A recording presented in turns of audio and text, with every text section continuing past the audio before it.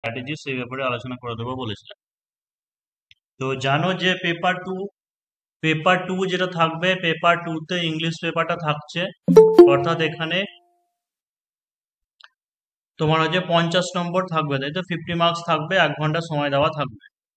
এবার এটা নিয়ে অনেকেরই এখনো পর্যন্ত কিন্তু কনসেপ্টটা ক্লিয়ার নেই ব্যাপারটা।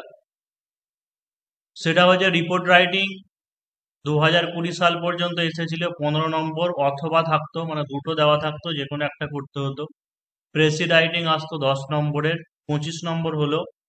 ট্রান্সলেশন, যেটা ট্রান্সলেশনও থাকতো 15 নম্বরের।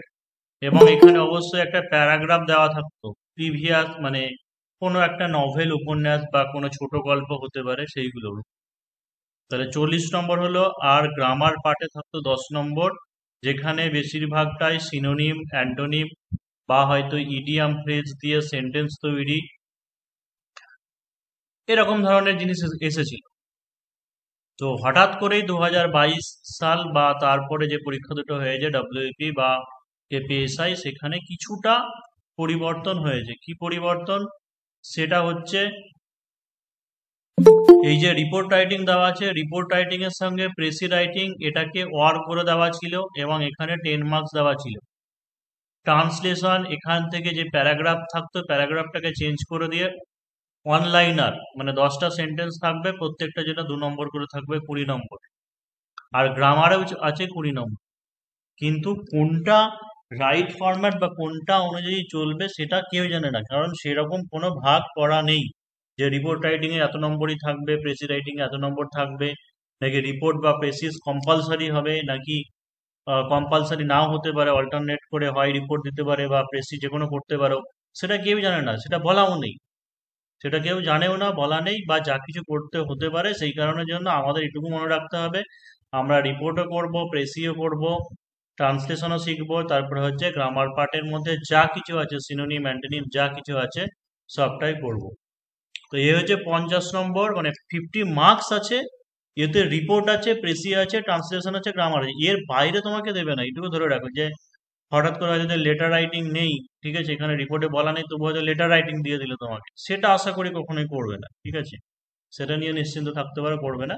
কিন্তু এমনটা হতে পারে যে রিপোর্ট প্রেসিস দুটোই করতে হতে পারে, আবার এমন হতে পারে যে রিপোর্ট অথবা প্রেসিস যে কোনো একটা করতে হতে পারে। সেটা কোশ্চেন প্যাটার্নের উপর, যে বছর যেমন প্রশ্ন আসবে সেটার উপর ডিপেন্ড করছে। এবার 4 নম্বর যে পয়েন্টটা দেখো, 4 নম্বর পয়েন্ট অর্থাৎ কি, গ্রামার পার্ট, তাই তো? Grammar part. তো 20 নম্বর যদি গ্রামার থাকে, 20 নম্বর হোক, 10 নম্বর হোক, 15 নম্বর হোক, কিন্তু ভীষণ ভাইটাল পয়েন্ট, কারণ গ্রামারে একদম ছাঁকা, তোমার ম্যাথের মতো নাম্বার।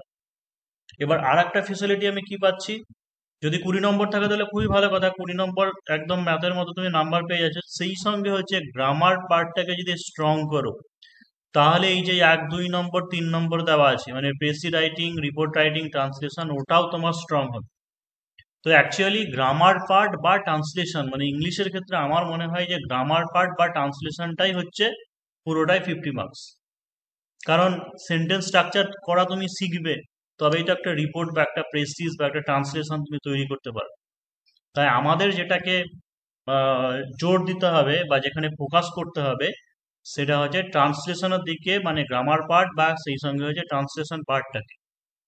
এবং সেটা করার জন্য তোমাকে 1 নম্বর শিখতে হবে টেন্স, 2 নম্বর হচ্ছে পার্টস অফ স্পিচ, 3 নম্বর হচ্ছে সাবজেক্ট ভার্ব অবজেক্ট, 3 নম্বর জিরান্ড পার্টিসিপাল ইনফিনিটিভের ব্যবহার, 5 নম্বর হচ্ছে ক্লজ বা লিঙ্কারের ব্যবহার, 6 নম্বর simple complex compound sentence structure.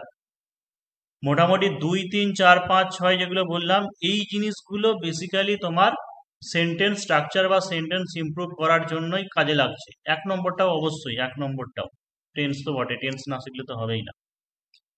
এবার 7 নম্বর থেকে যেটা আছে ন্যারেশন চেঞ্জ ভয়েস চেঞ্জ, এটা টেন্সের উপরে ডিপেন্ডেন্ট, অর্থাৎ টেন্স আগে শিখবে, তারপরে ন্যারেশন চেঞ্জ ভয়েস চেঞ্জ শিখবে। আর এর পরের যেগুলো দেওয়া আছে, ঠিক আছে, সেইগুলো হচ্ছে মুখস্থ করা জিনিস। ঠিক আছে, এগুলো হচ্ছে মুখস্থ করা, যেমন ইডিয়াম ফ্রেজ বা synonym, antonym, one word substitution, এগুলো হচ্ছে মুখস্থ করা। আর গ্রামারের সব নিয়ম কানুন গুলো যখন শিখে আসবে, পার্টস অফ স্পিচ থেকে শুরু করে তোমার যেগুলো বললাম, জিরান ভার্ব, পার্টিসিপেল বা ক্লজ, এই সমস্ত কিছু শিখবে, তারপরে বা হচ্ছে পার্টস অফ স্পিচটাকে ভালো করে যখন গুলে খাবে, মানে শিখে নিতে পারবে, তখনই তুমি এই যেটা আছে সেন্টেন্স এরর 14 নম্বর, এটাকে ভালো করে করতে পারবে। তো এই সেন্টেন্স এররটা এখনো পর্যন্ত একবারও আসেনি এপিএসআই বা ডব্লিউপিএসআই এর ক্ষেত্রে। মানে কিরকম, একটা সেন্টেন্স দেওয়া থাকবে, যেটা তোমার প্রিলির ক্ষেত্রে ABCD 4টে অপশন থেকে কোথায় ভুল আছে খুঁজতে হয় শুধু। কিন্তু এখানে তো ডেসক্রিপটিভের ক্ষেত্রে শুধু খোঁজা তোমাকে দেবে না, বলবে যে রিরাইট করে লিখতে হবে। অর্থাৎ একটা ভুল সেন্টেন্স থাকবে, সেই ভুল সেন্টেন্সটাকে তোমাকে কারেক্টলি রিরাইট করে লিখতে হবে। এটা থাকার সম্ভাবনা আছে। যে হবেই সেটা বলছি না, কারণ প্রতিনিয়ত দেখছে যে আপডেট হচ্ছে। মানে গ্রামার যে পার্টটা, একবার আগে সিনোনিম অ্যান্টোনিম আসতো, ইডিয়াম ফ্রেজ আসতো, মাঝে আবার চেঞ্জ করে দিয়ে অন্য কিছু দিল, একবার ওয়ান ওয়ার্ড সাবস্টিটিউশন করেছিল, একবার হোমোনিম করেছিল। তো সেরকম একটা রোটেশন চলছে। এর আগেবার ভয়েস চেঞ্জ করেছিল, হতেই পারে বা ন্যারেশন চেঞ্জ দেবে। তো সেরকমই সেন্টেন্স এরর বা যেটা এরর কারেকশন বলি আমরা, বা কমন এরর বলি, সেই পার্টটা ভালো করে করতে হবে। সেই সঙ্গে গ্রামারে যা কিছু আর আসতে পারে, সাফিক্স, প্রেফিক্স, যদিও পার্টস অফ স্পিচের মধ্যে প্রিপোজিশন পড়ছে, তো আর একবার ভালো করে লিখে দিয়েছি, কারণ প্রিপোজিশনটাকে বেশ ভালোই জোর দেওয়া হয়। ফ্রেজাল ভার্ব, তারপরে যে শুদ্ধ বানান, ওয়ান ওয়ার্ড যা যা আছে, এই সমস্ত জিনিসগুলো আমাদেরকে করতে হবে। তাহলে গ্রামার যে পার্টটাকে, সেটাকে আমরা দুটো পোর্শনে ভাগ করতে পারি। একটা হচ্ছে মুখস্থ করা জিনিস, যেগুলো হচ্ছে synonym, antonym, one word, idiom phrase, suffix, prefix. প্রিপোজিশনটাকে অনেকটা বলতে পারো মুখস্থ করা, বা একটু বুঝতে হয় কোনো কোনো ক্ষেত্রে। এই সমস্ত জিনিসগুলোকে একটা মুখস্থ করা, অনেকগুলো মুখস্থ করতে হবে। এবার শুধু মুখস্থ বলে নয়, আমাদের ইংলিশ আর্টিকেল রাইটিং বিভিন্ন জিনিস পড়তে পড়তে অটোমেটিক একটা কনসেপ্ট তৈরি হয়ে যায়। সেইভাবে করতে পারো, ওয়ার্ড মুখস্থ করে করতে পারো। তবে ওয়ার্ড ওয়ার্ড বাই ওয়ার্ড ওরকম মুখস্থ করে খুব একটা মনে থাকে না। যত তুমি ইংলিশ আর্টিকেল পড়বে, ওই রকম ভাবে পড়তে পড়তে মনে থাকলে পরে মানে বেশি মনে থাকে সেই সমস্ত ওয়ার্ড। মানে নতুন নতুন শব্দ খুঁজে পাবে একটা রাইটিং স্কিল পড়তে পড়তে, সেইভাবে মনে রাখাটা উচিত। তাহলে প্রথমত একটা জিনিস দেখো, যে এতটা মানে আজকে এই পজিশনে দাঁড়িয়ে, ঠিক আছে, এরকম সিচুয়েশনে এসে দাঁড়িয়ে তুমি যদি ভাবো যে আমি একদম প্রথম থেকেই বেসিক গ্রামার শিখতে শুরু করে দেবো, আর পার্টস অফ স্পিচ, টেন্স ফেন্স সব শিখে যাবো, তাহলে একদম বিশাল রাইটিং লিখতে পারবো, পারবে না, হবে না। কারণ আমাদের সেকেন্ড ল্যাঙ্গুয়েজ বা ইংলিশ আর রাইটিংটাই এরকম, বা হচ্ছে এটা একটা লিটারেচার। এটা হচ্ছে এরকমটাই দেখবে, একদম সেই ক্লাস 1 থেকে পড়া ধরেছো। 1 থেকে কেন বলতে পারি, সেই LKGও যদি বলো, মানে একদম ছোট থেকেই ছড়া মুখে মুখে বলা হতো, তাই তো? বাংলা বলো বা ইংরেজি বলো, বাবা মা বা স্কুলে টিচার, স্কুলে ছড়া আমাদেরকে মুখে মুখে বলতো, বা গল্প শোনাতো, গল্প পড়তে বলতো। তো এই জিনিসটা কেন লিটারেচার, ওই জিনিসটাই হচ্ছে ওটা একদম ছোটবেলা থেকে। এমনকি কলেজেও যখন পড়েছে, অনার্স নিলে পরেও বাংলা ইংরেজি কম্পালসারি সাবজেক্ট ছিল, শুধুমাত্র এই কারণের জন্য, কারণ লিটারেচার, ইংলিশ বলে বা বেঙ্গলি বলে, এই জিনিসগুলোকে অত সহজে একদিন দুদিনে রপ্ত করা যায় না। তো এতদিন ধরে কারো যদি ঘাটতি থেকে থাকে, সেই ঘাটতিটা খুব তাড়াতাড়ি কিন্তু সমস্যার সমাধান হবে না। তবে যতটা পারা যায় অবশ্যই চেষ্টা করব। আর বিশেষ করে যাতে ফান্ডামেন্টাল জিনিসগুলোকে শেখানো যায়, খুব বেশি আহ, ভালো গুণগত মানের বা খুব কঠিন গুলো না হল, মানে সেইগুলো বাদ দিয়ে মোটামুটি যাতে সেন্টেন্স স্ট্রাকচার করতে পারে, সেই জিনিসটা অবশ্যই আনার চেষ্টা করব। কিন্তু প্রথম থেকে একদম অত খুঁটিয়ে খুঁটিয়ে যদি পড়তে যাও, noun, pronoun, verb, adverb, adjective এরকম ভাবে, তাহলে তোমার পরীক্ষা আস্তে আস্তেই এমনিতে মানে শেষ হয়ে যাবে। মানে ওইগুলো ওইগুলো সিলেবাস শেষ করতে করতেই পরীক্ষা চলে আসবে, আর শেষ হবে না। এটা একটা ব্যাপার। বা একটা সময়ে তোমার দেখবে বিরক্তি লাগছে, ভালো লাগছে না করতে, মানে ওরকম ভাবে করতে। তার থেকে আমরা কি করব, ডাইরেক্ট জিনিসে ঢুকে যাব, এবং সেখানে বেসিক জিনিসগুলোকে নিয়ে আস্তে আস্তে এগোবো। ঠিক আছে, এটা হবে সব থেকে ইন্টারেস্টিং ব্যাপার। আর আমি যদি এখন থেকে শুধু আজকে নাউনেরই একটা ক্লাস করালাম, কালকে একটা অ্যাডজেক্টিভেরই শুধু ক্লাস করালাম, পরে একটা ভার্বের ক্লাস করালাম, এরকম ভাবে আস্তে আস্তে করলে দেখবে একটা সময় তোমার বিরক্তি লাগছে, ঝিমানি লাগছে, তাছাড়া শেষও করা যাবে। তো যতটা যেরকম করে করা যায়, আর এমন তো নয় যে একদম কিছুই জানো না তোমরা, সেটা আশা করি নয়। মিনিমাম একটা নলেজ সবারই অবশ্যই থাকবে। তো যতটা পারা যায় সেই জিনিসগুলোকে রিকভার করার চেষ্টা করবো অবশ্যই। এবারে রিপোর্ট রাইটিং এর যে টপিক, সেগুলো কেউ যদি না পেয়ে থাকো, আমি রিপোর্ট রাইটিং এর টপিক আজকে আরেকবার সেন্ড করে দেবো। তো এই হচ্ছে সিলেবাস, ঠিক আছে? এবার কে কি কেমন ভাবে পড়বে, বিশেষ করে আমার আমার মনে হয় যে লিটারেচারের ব্যাপারটা বা ইংলিশ আর্টিকেল, এগুলো আমার উপরে ছেড়ে দাও, কারণ এখনো যেহেতু আহ যে যেটা যেটা যেমন যেমন করে পড়াবো সেই মতোই পরপর এগিয়ে যাবে, প্র্যাকটিস করো। তাহলে প্রথমে দেখো আমরা আজকে যেটা করাবো সেটা হচ্ছে সহজ বাক্য ইংরেজিতে রূপান্তরকরণ সাহায্যকারী ভার্ব দিয়ে, অর্থাৎ সিম্পল মানে ছোট ছোট সেন্টেন্স গঠন প্রথম থেকে দেখাচ্ছি। তাহলে এখানে লেখা আছে সহজ বাক্য গঠন ইংরেজিতে রূপান্তরকরণ মানে সাহায্যকারী ভার্ব। সাহায্যকারী ভার্ব মানে হচ্ছে ইংলিশে যেগুলোকে আমরা বলি অক্সিলিয়ারি ভার্ব। প্রথমে আগে এটা দিয়ে শুরু করি।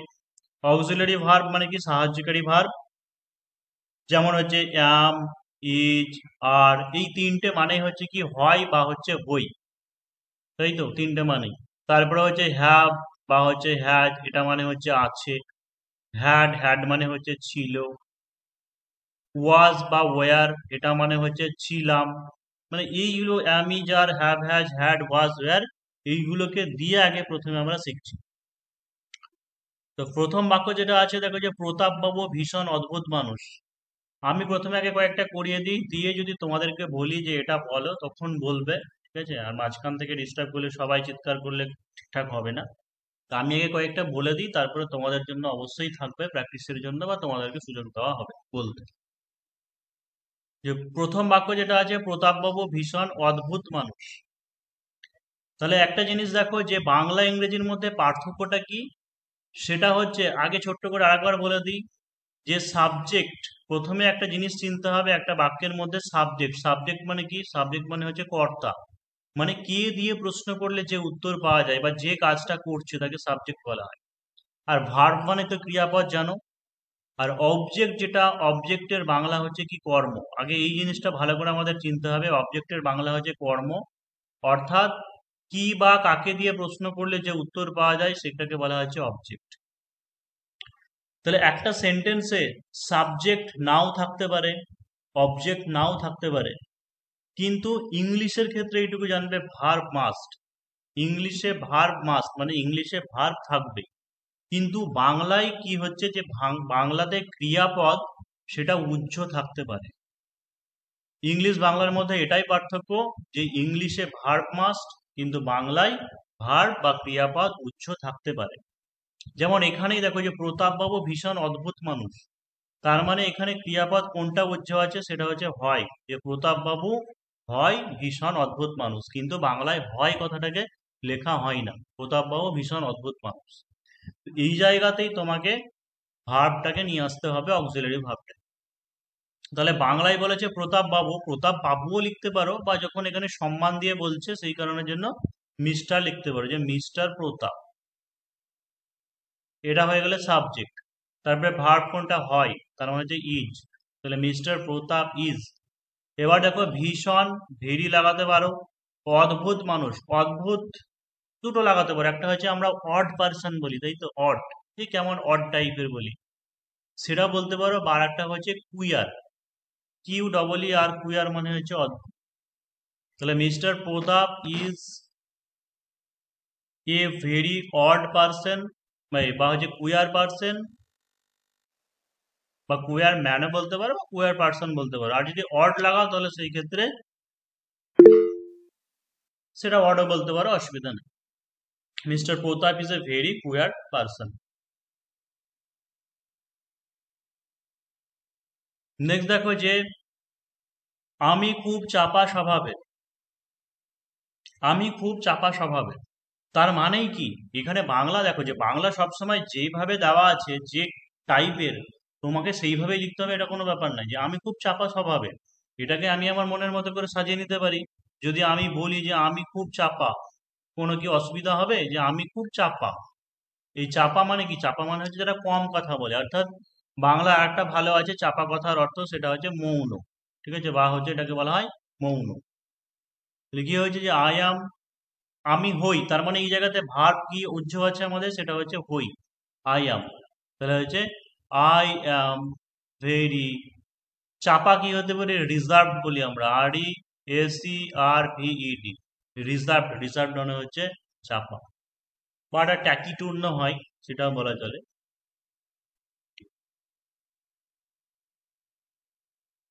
আমি একজন দক্ষ ইঞ্জিনিয়ার, এখানেও তাই। ভার্ব কোনটা? যে আমি হই একজন দক্ষ ইঞ্জিনিয়ার, তার মানে হচ্ছে আই অ্যাম। এবার দেখো যে দক্ষর অনেকগুলো সিনোনিম আছে, এক নম্বর হচ্ছে অ্যাডেপ্ট, ADEPT, অ্যাডেপ্ট মানে দক্ষ বলা যায়, এফিশিয়েন্ট পড়া যাবে না স্যার? বা হচ্ছে এফিশিয়েন্ট পড়া যাবে না? SKILLED, স্কিল্ড মানে হচ্ছে দক্ষ বলতে পারো, বা হচ্ছে EFFICIENT, এফিসিয়েন্ট মানে দক্ষ বলতে পারো, EXPERIENCED, এক্সপেরিয়েন্সড মানে দক্ষ বলতে পারো। যে কোনোটা ইউজ করতে পারো, কিন্তু শুধু এইটুকু মনে রাখতে হবে, যদি স্কিল বাদ দিয়ে বাকি তিনটে ইউজ করো তাহলে সেই ক্ষেত্রে অ্যাম ভাওয়েলটাকে আনতে হবে, ঠিক আছে? তো আই অ্যাম যদি তুমি স্কিলকে লেখো তাহলে I am A skilled engineer, I am A skilled engineer. এবার দেখো অনেকের আবার এরকম প্রবণতা থাকে, ইঞ্জিনিয়ার আসতে বলে ই ক্যাপিটাল দেবে, তা দেওয়া দরকার নেই, ঠিক আছে? এখানে ইঞ্জিনিয়ারের ই ক্যাপিটাল দেওয়া দরকার নেই। যখন একটা কোর্সের নাম হবে ব্যাচেলার ইন ইঞ্জিনিয়ারিং বা ওইরকম ধরনের, তখন আমরা সেই জায়গাতে সেটা ক্যাপিটাল দেব, ঠিক আছে? বা মেকানিক্যাল ইঞ্জিনিয়ার বা সিভিল ইঞ্জিনিয়ার, তখন যখন বলবো তখন সেই ক্ষেত্রে এটা ক্যাপিটাল। তাহলে I am a skill engineer. আর যদি বাকিগুলো দাও তাহলে বলবে I am an adept engineer, বা I am an efficient engineer, বা I am an experienced engineer.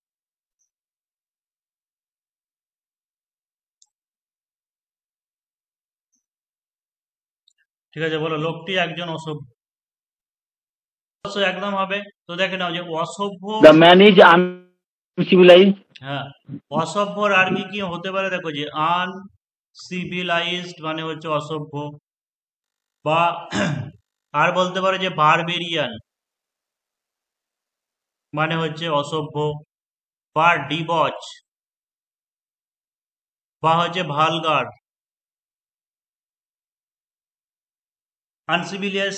Civilise মানে হচ্ছে সভ্য, সেখান থেকে হচ্ছে আনসিভিলাইজড। বারবেরিয়ান মানে বর্বর বা অসভ্য।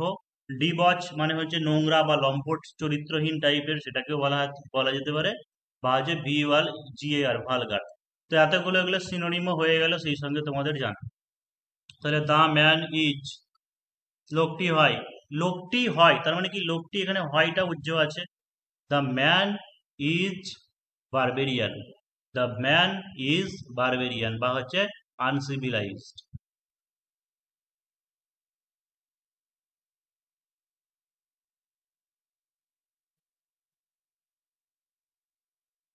এইখানে বাংলা একটা জিনিস ভুলে গেছে, সেটা হচ্ছে লোকটি হয় একজন, লোকটি হয় অসভ্য হবে, মানে লোকটি অসভ্য, একজন হবে না। যদি একজন কথাটা থাকে তাহলে সেই ক্ষেত্রে অসভ্য মানুষ বা ব্যক্তি কিছু একটা দিতে হতো, কারণ এখানে আনসিভিলাইজড বা অসভ্য যেটা, সেটা হচ্ছে অ্যাডজেক্টিভ, অ্যাডজেক্টিভের আগে কোনো তোমার আর্টিকেল বসে না। যদি তুমি লেখো যে দ্য ম্যান ইজ আনসিভিলাইজড, মানে আনসিভিলাইজড পার্সন বলতে পারো। আর যদি শুধু লেখো, পার্সনটাকে না লিখো, তাহলে দ্য ম্যান ইজ আনসিভিলাইজড। বললাম সরি, অ্যান আনসিভিলাইজড পার্সন, যদি পার্সন কথাটাকে লাগাও।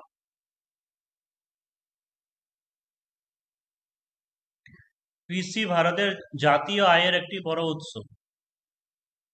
কৃষি ভারতের জাতীয় আয়ের একটি বড় উৎস। এটা একটু বড়, বা আগের তুলনায় বাকি চারটের থেকে cultivation is the major source of Indian economy বলা যাবে। হ্যালো।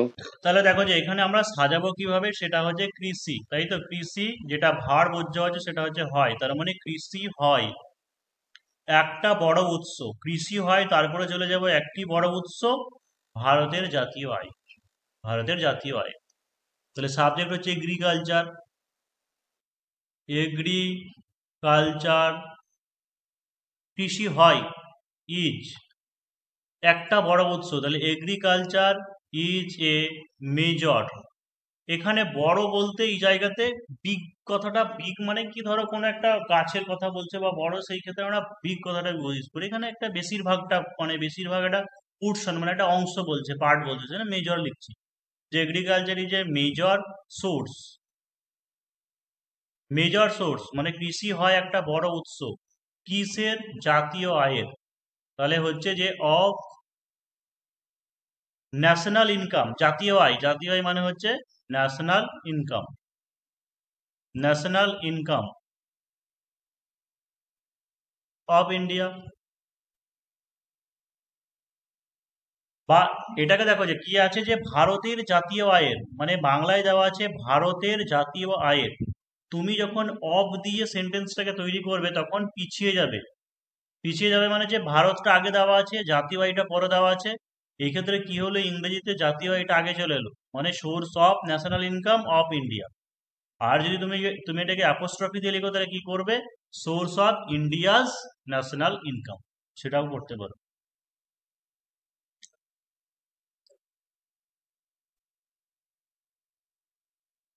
গঙ্গা ভারতের একটি পবিত্র নদী। Ganga is a holy river in India.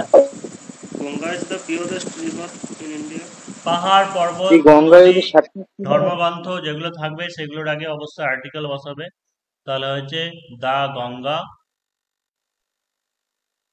Is a, পবিত্রকে Holi বলতে পারো বা হচ্ছে স্যাক্রিড বলতে পারো, ঠিক আছে, হোলি বা হচ্ছে স্যাক্রিড। The Ganga is a স্যাক্রিড river, স্যাক্রিড river of India.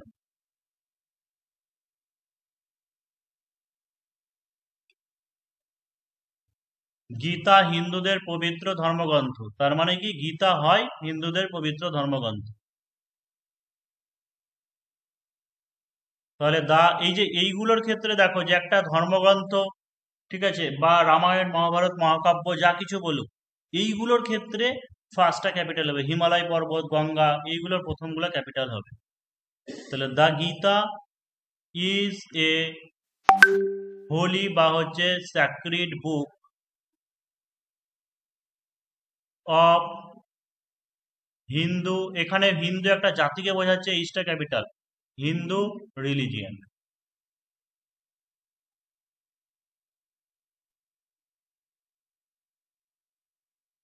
কোরআন ইসলামদের পবিত্র ধর্মগ্রন্থ, একইভাবে এটা করে দেবে, দ্য কোরআন ইজ এ স্যাক্রিড বুক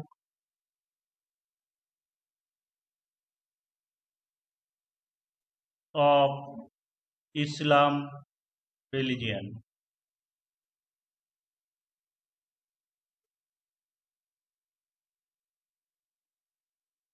গান্ধীজি ছিলেন অহিংসার পূজারী, গান্ধীজি ছিলেন অহিংসার পূজারী।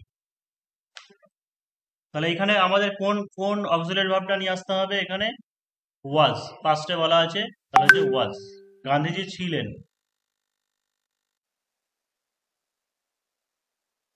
তাহলে গান্ধীজি ওয়াজ, মানে বাংলা এরকম হবে যে গান্ধীজি ছিলেন পূজারী, আগে পূজারী আগে আসবে, পূজারী তারপরে হচ্ছে অহিংসা। তাহলে গান্ধীজি ওয়াজ, এখানে পূজারী বলছে একটা আর্টিকেল দি লাগাও, দা ওয়ার্ডশিপার, তাই তো, পূজারীকে বলা হয় ওয়ার্ডশিপার। worshipper of non-violence. আর হচ্ছে গান্ধীজি ওয়াজ দা ওয়ার্ডশিপার অফ অহিংসা, মানে অহিংসাকে বলা হয় non violence. Non-violence.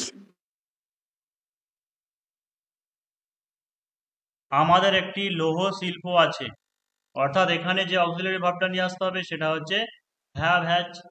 Have has মানে আমাদের আছে, কি থেকে আসছে, উই থেকে আসছে, উই উই মানে হচ্ছে আমরা, আমরা থেকে আসছে আমাদের। তাহলে আমাদের আছে একটি লৌহ শিল্প, আমাদের আছে একটি লৌহ শিল্প, মানে উই হ্যাভ আয়রন ইন্ডাস্ট্রি। তাহলে আয়রন আছে সেই কারণে কি করবো, we have an iron industry.